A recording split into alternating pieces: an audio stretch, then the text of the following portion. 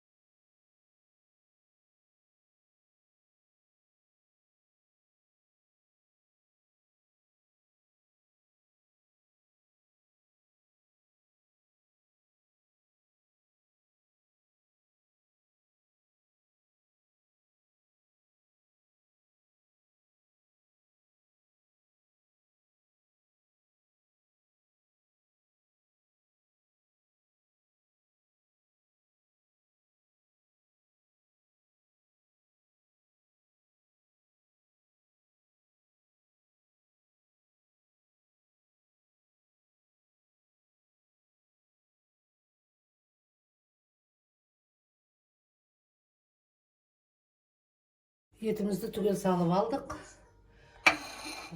Етке аздап тұз, қызыл бұрыш, қара бұрыш қосып араластырып алдық. Енді тағы бір слой репчатый луктан саламыз.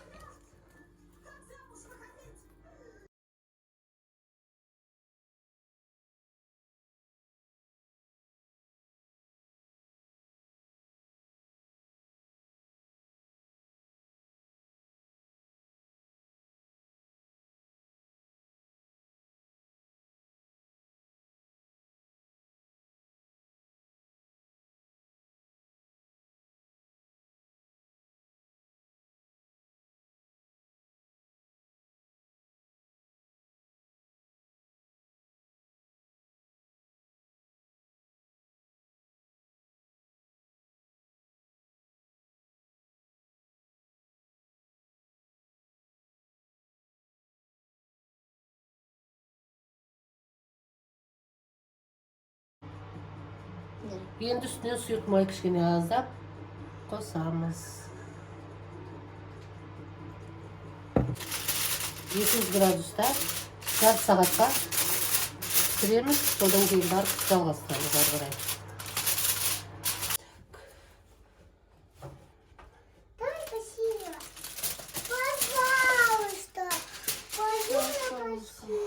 Жарты сағат уақытымыз өтті. Помидор менен кішкене сладкий перец и сырымызды қосып, араластырып майонезбенен үстіне себеміз де 15 минутқа тағы да 200 градусқа қоямыз. Да, там не делай, там я играю.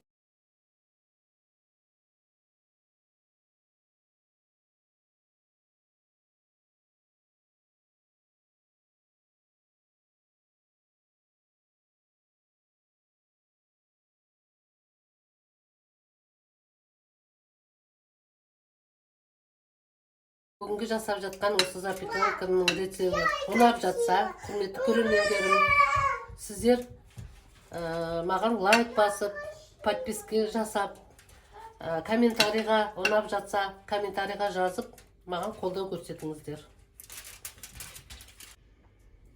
Бетіне салдық. Енді қайтадан бетін фольгамен жауып, духовкаға 15-20 минутқа 200 градусқа тағы да қойып пісіріп аламыз.